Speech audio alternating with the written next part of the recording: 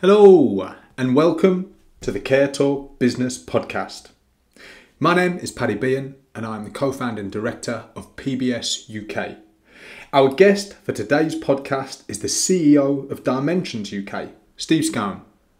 We hope you enjoy. Steve, hi. Hello there. How are you doing? All right, how are you? I'm great, thanks. I'm great. Really lovely to be speaking to you today, and thanks for agreeing to do it. I think we're going to jump straight in with some of the questions. Yeah. Are you ready? Yeah, as ready as I'll ever be. Let's do it.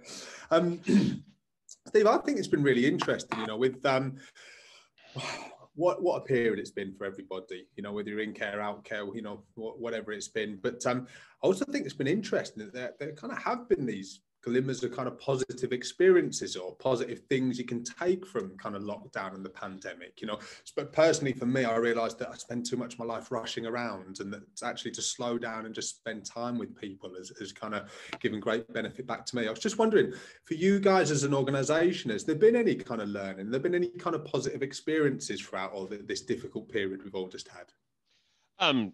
Yeah, loads, to be perfectly honest. I think we've learnt a lot about ourselves as a sector. I think we've learnt a lot of ourselves about as an organisation and as individual leaders. We'll probably take all of this half-hour chat to list them all, but probably won't want to do that. So I guess my headlines, I think the sector's learnt a lot about its workforce and about how committed its workforce is, and just how many fantastic people we have here who really care about what they're doing day in, day out, and go the extra mile.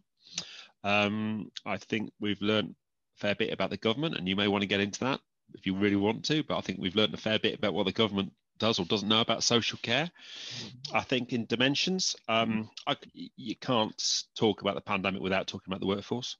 I've lost count of the number of great examples of people just going not just the extra mile, but the extra 10 miles, if you will, just to keep people safe, to change how they work, to, despite all of the pandemic and all of the crises and all of the health stuff, just to continue to give people a great life. I think we've learned a lot about our leaders. I mean, we employ about 7,000 people. I often say I've got 7,000 leaders in the organisation, and day in, day out, leaders have just encouraged colleagues to keep going, help people adapt to new ways of working, new practices, despite all the stuff that's been thrown at them. So I think we've learned a lot about our leadership capability, our leadership resilience, and just our adaptability. Just looking at my notes, I think one of the things we learned quite early on was having absolute clarity about what's important really helped people through the crisis. So I remember having a conversation with my chair very, very early on that we just launched a new strategy. Of all the times to launch a strategy just before a pandemic was possibly not the best move, but we didn't know at the time. So we basically said, actually, there are three things that matter: keeping people alive, keeping our workforce safe and at work, and just having a fit for purpose organisation at the end of it. And if it didn't pass one of those three litmus tests, then it wasn't important. So having clarity of purpose was really important, and our workforce have said that continuously. Clear communications. Our communication to our whole workforce now is very different from how it was before, and that is something I think we're going to take forward. It's about a rhythm, it's about clarity, and it's about having an authentic connection with individuals. So we spend a lot of time just saying it as it is, helping people understand the pressures, the issues, and the impact it's having on us as leaders. And that certainly helped people think we're in it together. I think my other general reflection, Paddy, is ordinarily we before the pandemic, we had a real deep-rooted commitment not to be a command and control organisation, to have inclusive leadership, to engage people throughout. But a pandemic and the crisis involves that means you can't have that style. So I think what I took away from that was the importance of recognising the situation you're in and then adapting your leadership style to it. So if you go back, I can't remember how many days into the pandemic we were, but we'd had as many sets of guidance on dealing with the issues and PPE as there had been days since lockdown was declared. So you've got to be just really clear, you've got to be decisive, and give your workforce really clear communications, because otherwise they just get drowned in the system. And my last point, I guess, because I could talk for ages on this, it is just how much we changed our ways of working. So we support 3,000 people with learning disabilities and autism. How we supported those people subject to PPE and keeping people safe didn't change drastically. It altered to take account of the risks of dangers of infection. But apart from that, giving people choice about what they have to eat, etc., continued. But pretty much every other way of working, if you like, non-support work, changed overnight. And one of the advice our lawyers gave us very early on was keep a log of all your decisions. Well, in preparing for this chat, I looked it up. We've made 2,100 pandemic decisions in 15 months. And that gives you a quantum of the amount of change that we had to do and had to then communicate to 7,000 employees, 3,000 people we support, and all their families. So there's an awful lot of things I think we have learned, and we will emerge better and stronger as a result of the pandemic. And that's a pretty, I don't feel comfortable saying that because people have died. You know, a number of people we support have died. One colleague has died. And that's a tragedy for every single one of those families. So on the one hand, you're just marking that and recognizing the pain and grief people have gone through, but then also recognizing the organization's totally different now from what it was. And it's only 15 months ago. Yeah. Yes. So much gone on in there. And I think, yeah, it's like you say, it's really interesting. It kind of in some ways, it's the best tribute you can give to some of those people, isn't it? To improve kind of organizationally and to kind of use that to inspire you guys to continue your improvement journey, I guess. Yes, I mean, we had a listening event the other day, and one of the regional managing directors, he shared some stories around what had happened during the pandemic. And as you know, as a senior leader, I've been quite obsessed with the pandemic and the rules and the regs and PPE and vaccines recently. But what I've taken great comfort from is, despite all of that stuff we've had to deal with, people have just gone on and done the day job.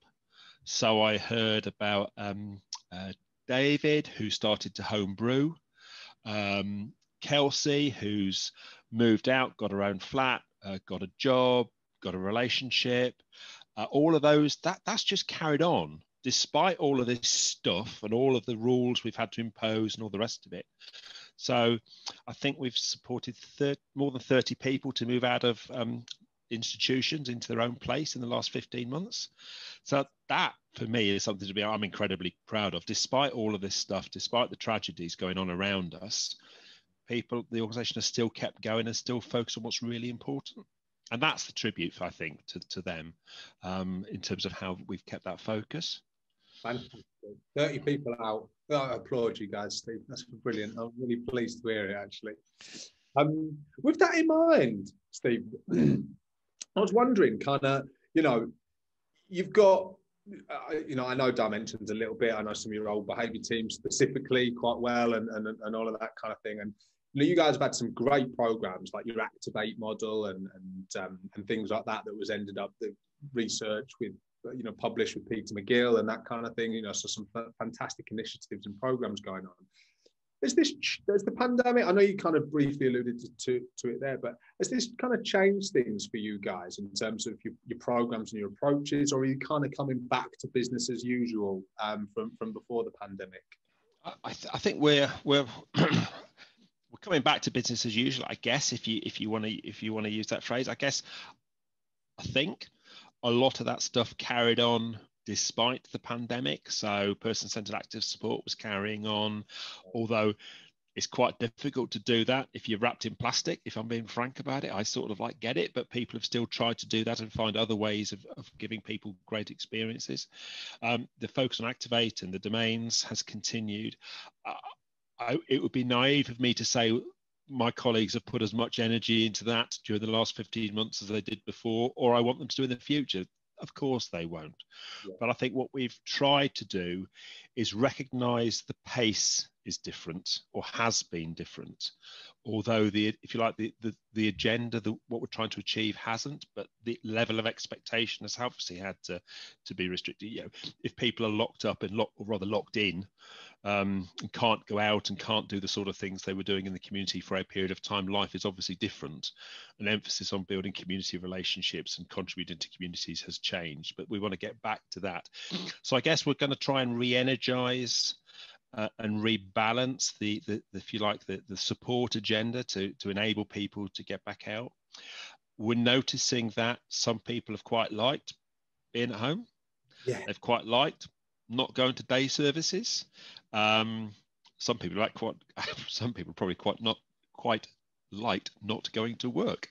And that's a part of that is about trying to help people understand actually life goes on, and the reason you had a job is still there, or the reason you used to go to your local community and use facilities, it's still there.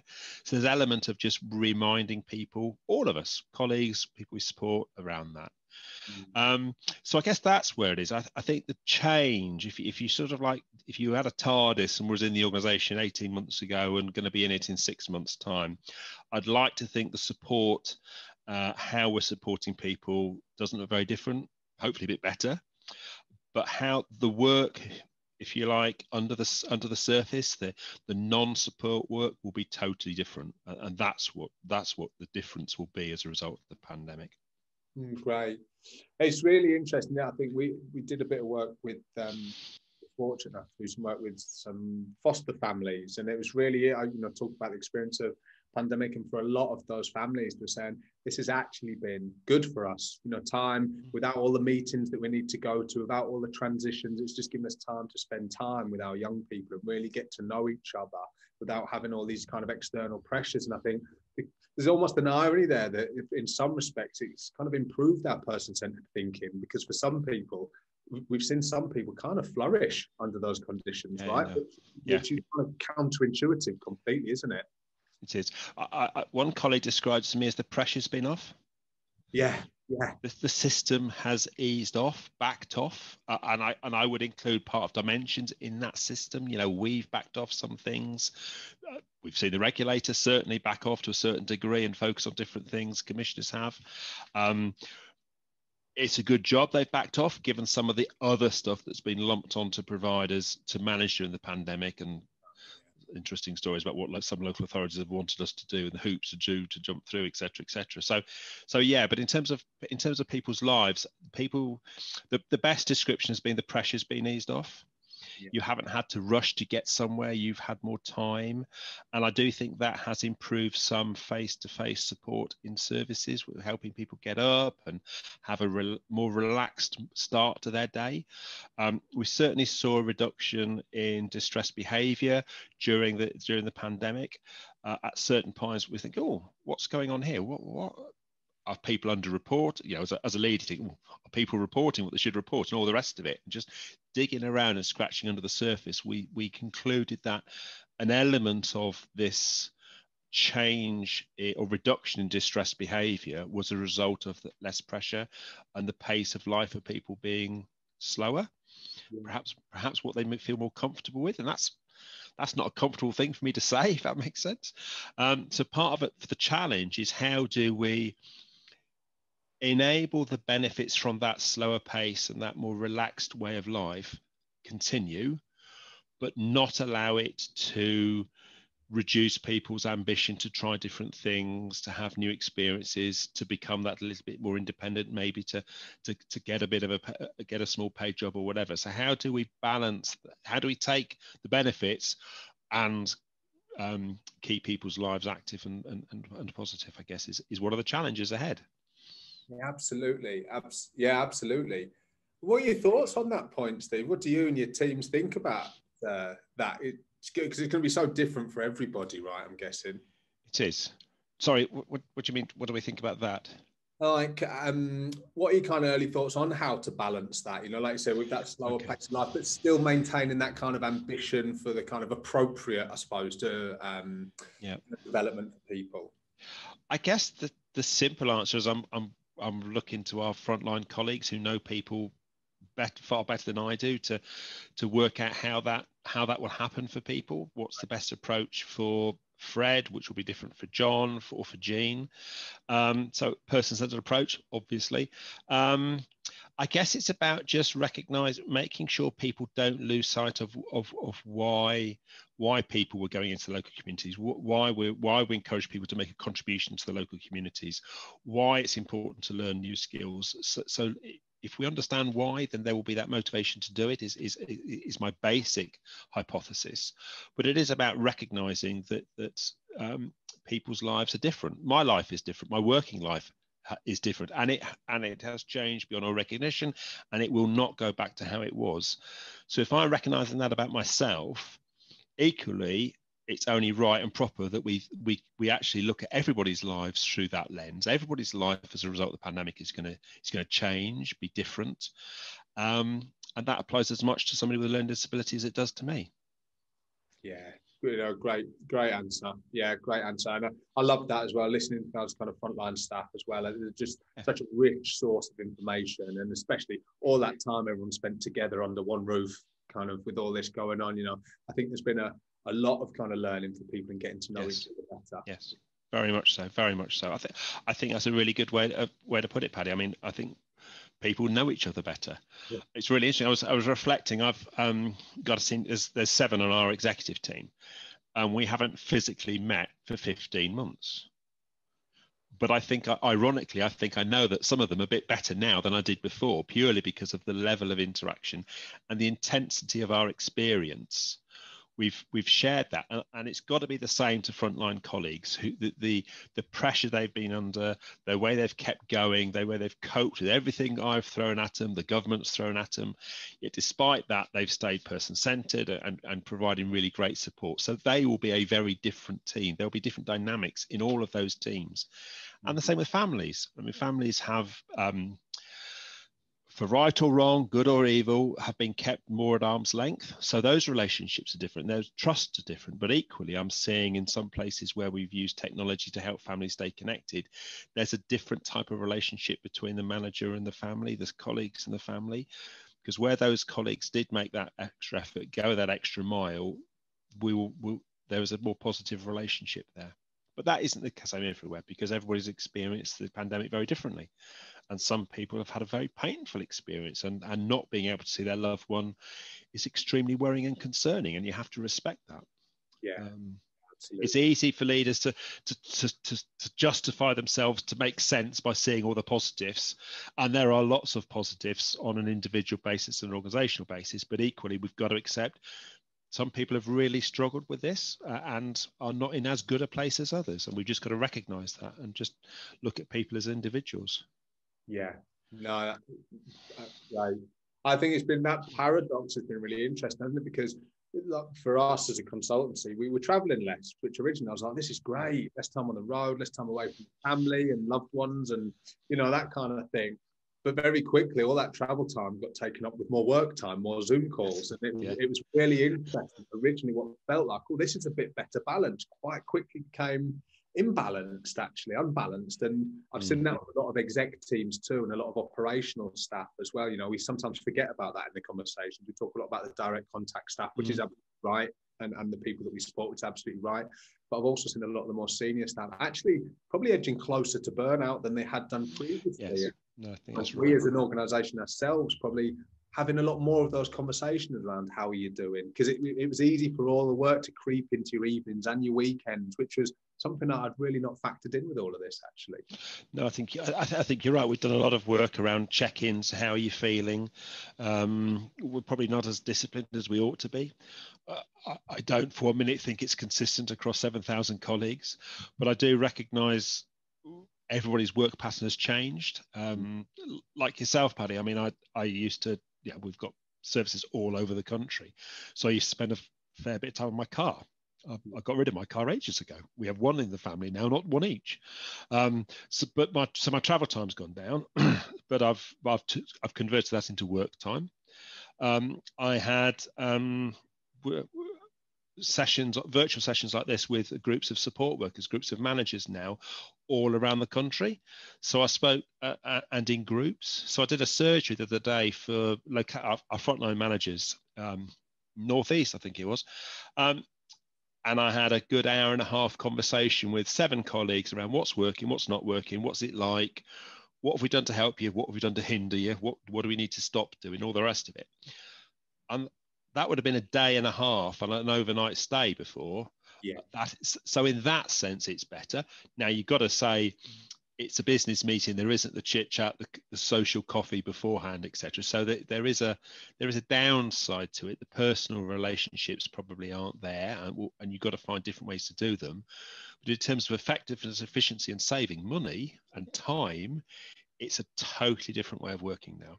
And for organisations, we've got to find the balance. So we can't say, well, it's going to be like it is now forever.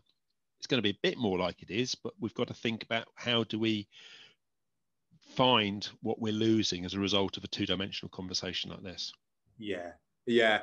Again, we kind of, unfortunately, I guess, but some of the places we've worked have been places that perhaps got into a bit crisis. Maybe that's 28-day notices from CQC and that kind of thing during this period. And great to be able to contact and engage people from different parts across the country. These Zoom calls, fantastic, but really difficult to do the hearts and minds piece without kind of being there, isn't it? But I mean, like I said, it's learning how to use these different approaches now, because we barely ever used these kind of things beforehand. And just when I think now, how many days and thousands of pounds in travel would we have saved, from some of this stuff?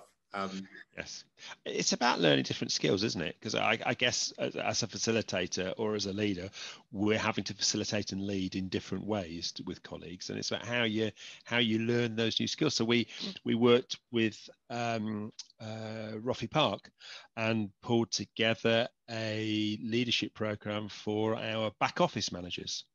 So, people who sat in an office, our income team, our payments team, our IT team, sat together, and that's how they used to work. Well, they've all been working at home now. So what we've tried to do is find ways to scale our managers, our leaders, to work remotely and at distance. And so it is about helping colleagues adjust and understand, actually, it's going to be different. And it's my job as a leader and our job as leaders to enable our colleagues to work in a different way and give them every chance to be the best they can be. So it's my job is to help them succeed, not put things in the way and make it harder for them to succeed or make them fail. So it's about equipping people with new sets of skills. And your point around facilitating at distance and all the rest of it, it's a different set of skills. And we can't assume that someone who used to manage 8 people sat next to each other is automatically going to be able to manage 8 people through screens. Different set of skills. So what are we going to do to help them? Yeah, very well said. Steve, kind of slight change of kind of tone here, really. Just felt appropriate to ask it. Really, bit of a difficult question. I appreciate that. We've just learned of the another revelation about kind of abhorrent practices at a care home in Wales. Just wondering, I mean, I'm sure the answer to one of these questions will be yes, but is that the kind of thing that worries you as a CEO, and kind of, what can organizations do to try and prevent, well, not just organizations, I suppose, what can the whole system do to try and prevent these atrocities occurring in the future? Yes, it worries me. I think one could argue, and some people would argue, that this type of stuff is inevitable, and I'll say a little bit more about that. But I've been around a while, so I trained in the early 80s, and when I was doing my training, I learned about Ely Hospital, the Farley Hospital, South Ockenden, Normansfield. So those were institutions where abusive practices were going on in the 1970s. So the latest one in Wales is just one of a long line. We know just over 10 years ago, Winterbourne View, the anniversary of Winterbourne View happened at the end of May, I think it was. So this isn't new. This continues, and I think for me, as a leader, it's about understanding how that sort of practice can grow, develop. Not be arrogant enough to think, well, couldn't possibly happen under my watch. Well, it could if I don't get things right, if we as an organization don't get things right. I think it's easy to fall into the trap of thinking this is a provider problem. Yes, providers have a massive responsibility for it, and say more about that in a minute. But equally, this is a system. The system makes this happen through all sorts of ways.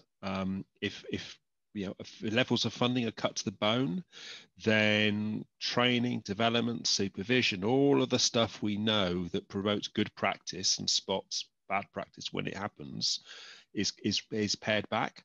So the role of regulators, the role of commissioners, etc., etc., every player in the system has a contribution and a responsibility to work towards making sure this doesn't happen. But ultimately, as the provider, it happens in our services. So what do we do about that? Well, for me, it's about culture.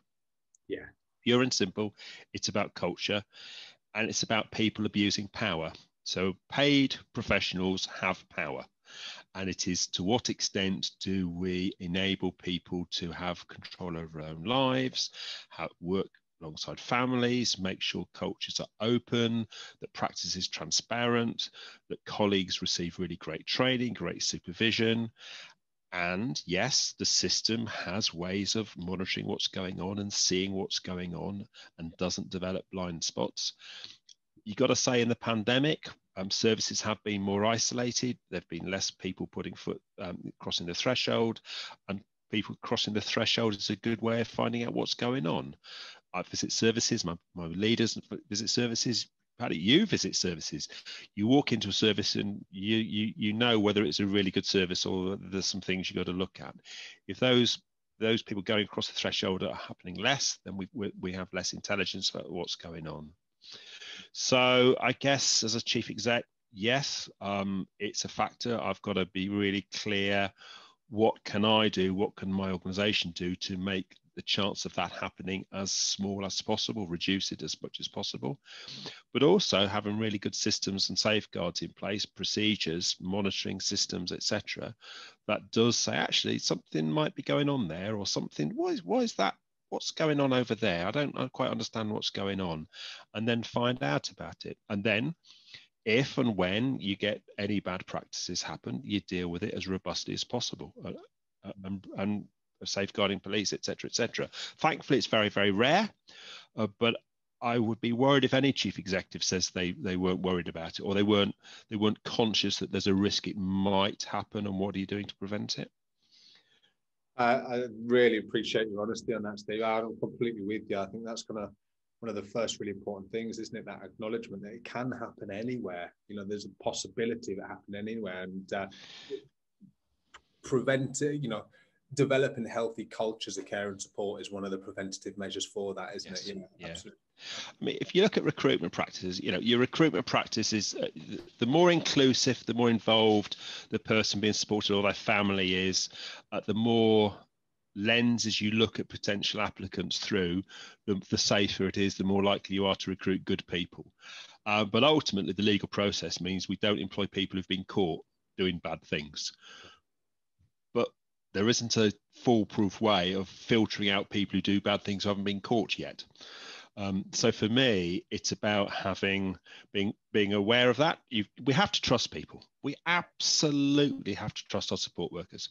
I mean, this morning, Paddy, we had support workers go behind 3,000 bedroom doors and help people get up. They were out of sight. We have to trust people, but it's about making sure we have a recruitment process and a training process that make sure we are appointing and training and keeping people we know we can trust or feel we can trust. And then absolutely giving people as much choice and control over their lives to make sure that practice is there, and having a culture where concerns can be raised. work really hard at being a chief exec, where anybody in the organization can pick the phone up or drop me an email saying, I really don't like this. And so where people are able to see something they're not quite sure about, or they think it's wrong, they know absolutely where to go, and they work in an organization which has a culture where they're going to be trusted and listened to, and things will be looked at seriously and robustly. I think it's great. I was speaking with a team just this week, actually, and the team were talking about wanting to go external and whistleblowing. And I was asking, have you raised this internally first? And they were saying no, because they didn't think the system was going to listen to them. And I said, you still need to raise. You might need to do both things, but you've got to give the organisation the chance to address these things. There's anyway, great to hear, Steve. Really great to hear. But look, not a good one to finish a podcast on. Let's finish on something a little bit more positive, I reckon. A little bit more positive. So we're just wondering, Steve, just to finish off, anything exciting that's happening now or in the future for Dimension? It could be a good news story about anyone you support or something you've got up and coming. Just, let's finish on something nice and positive, Steve. That's a nice way to end. I appreciate the counterbalance to the previous conversation. I could talk about David or Kelsey, but I'm going to talk about our work in Somerset with My GP and me. So for some time, we've recognised that we have a contribution to make to keep people healthy. We know the health inequalities for people with learning disabilities and autism. We know that they're much likely to die earlier. They're much likely to suffer from poor health care and all the rest of it. So we've put a lot of effort into that. And there's a couple of things to talk about. One is about our campaign, My GP and Me. So that's really about working with health professionals to try and help them appreciate what a reasonable adjustment could be, and how together we can ensure people we support have an annual health check. So we're a large organisation, so we take quite seriously our responsibility to contribute beyond. I call it contribute beyond our boundaries. So in Somerset, we're providing training for health professionals for the whole of Somerset, not just those who work with people we support, but for people with learning disabilities and autism right across the county. And we've had a really good response to that. So there's some e-learning on our websites available. We're working with a practice network with 14,000, look at my note there, 14,000 professionals across, to try and make sure that stuff, that we work together to improve the health of people we support. And I'll finish with one thing, come back to the pandemic, if you don't mind. We remember that there was quite rightly the use of blanket DNARs was highlighted early on in the pandemic. So it was really great early on to hear about some support workers who were challenging some medical professionals. So they were challenging them on DNARs, and they're also challenging them on failure to come out and see people and give them some appropriate health care. And that's what comes back to my point earlier, where we started off really around what we've learned about our workforce. And one of the nicest things I heard was how often support workers were standing up to medical professionals and saying, no. And if you're a support worker, paid nowhere near as much, not a lot, and you've got to stand up to a medic and challenge them, that takes courage. And courage is one of our organisational values. So I think some of that work around enabling healthcare professionals to understand how, by working with us, we can make annual health checks so much better, but also supporting my colleagues to just advocate for people's health and well-being on a day-to-day basis, not just in a pandemic, but day-to-day, is something I'm really proud of. And I think I'm really pleased that we're making that concerted effort. And I think we've begun to see the benefits through the pandemic of those support workers changing their practice and really acting with courage and challenging. So that's what I'd like to finish with. Steve, I love it. And I very much get a sense from speaking to you today, just how much you value your kind of support workers. And I think as an area of the workforce, I hope that there's just been a growing respect for the skill, patience, compassion of those direct contact support workers. I think hopefully there's just a lot more recognition of how skilled a lot of these folks are, what they do. Yeah. God help any politician who says in my presence that my colleagues aren't skilled, is all I'm going to say, because I am fed up to the back teeth of ignorant people coming out with sound bites around my workforce, because they are absolutely skilled and really high quality professionals, and I want to see them treated as such. So I'm going to get off my soapbox now, Paddy, because I will rant for ages on this one if you let me. I love it. It seems like a perfect place to bring it to a close. And I'm gonna nick your phrase there, Steve, actually, and take that. Contribute beyond boundaries, I think, is a lovely kind of phrase to use. I'll be using that myself. Steve Scown, CEO of Dimensions, thank you so much. No, it's been really nice to speak to you. Okay, cheers, Paddy. Good conversation. Thank you.